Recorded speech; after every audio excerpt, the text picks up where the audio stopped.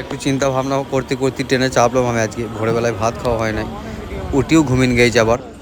তো একটু ভুল হয়ে যাচ্ছে আমার, ভুল করে আবার চলে এলাম আমি সোজা নিমিলিচেরিতে। আমাকে নামতে হতো পাটাবিরামে, তো আবার আমি ট্রেন ধরলাম, তারপর সোজা পাটাবিরামে নেমে চলে এলাম কাজে। আর আজকে কাজ করতে করতে আমি ভিডিও বানাই নাই, যেহেতু আমি লেট এসেছি। ওই জন্য কাজটা করার পর ভিডিওটা বানিয়ে তোমাদেরকে দেখাইছি। টাইলসটা মানে দেওয়ালে যতগুলো টাইলস ছিল সেগুলো সব বসানো হয়ে গেল।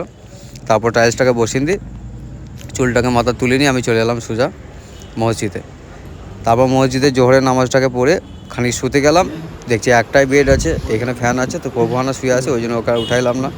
তাই আমি এইখানে খানিকক্ষণ বসে তারপর আবার চলে এলাম কাজে। খানিকটুকু হোয়াইট সিমেন্ট ভিজে নিয়ে ভালো করে দেওয়ালের গ্যাপগুলোকে মেরে দিলাম। আর একবারে সিলিং অবধি নিয়ে যে 2-3টি বিমও পড়ে গিয়েছে, ওই জন্য একটু সময় বেশি লেগে গেলো। আজকে নিয়ে 3 দিন লেগে গেলো শুধু সাইডটাকে বসাই দিত।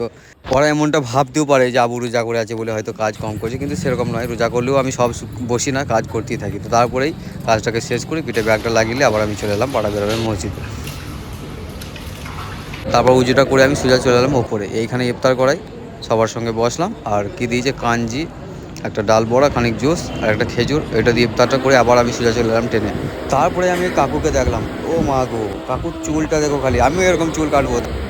তাই আমি ট্রেন থেকে নেমে ছুটি চলে এলাম আম্বতুরের বাজারে। আর এখানে এসে দেখে আমার ছুটি পাচ্ছি না, গায়ে এনার্জি নাই।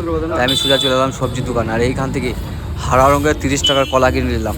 তারপর কলার চিকটা হাতে নিয়ে আমি সোজা চলে এলাম সেলুনে। তো নাপিতকে বললাম চুল কাটো, বলছে ভাই তোমার মুখটা শুকিয়ে যাচ্ছে, আগে কলা গোটা খাও দিয়ে কাটবো।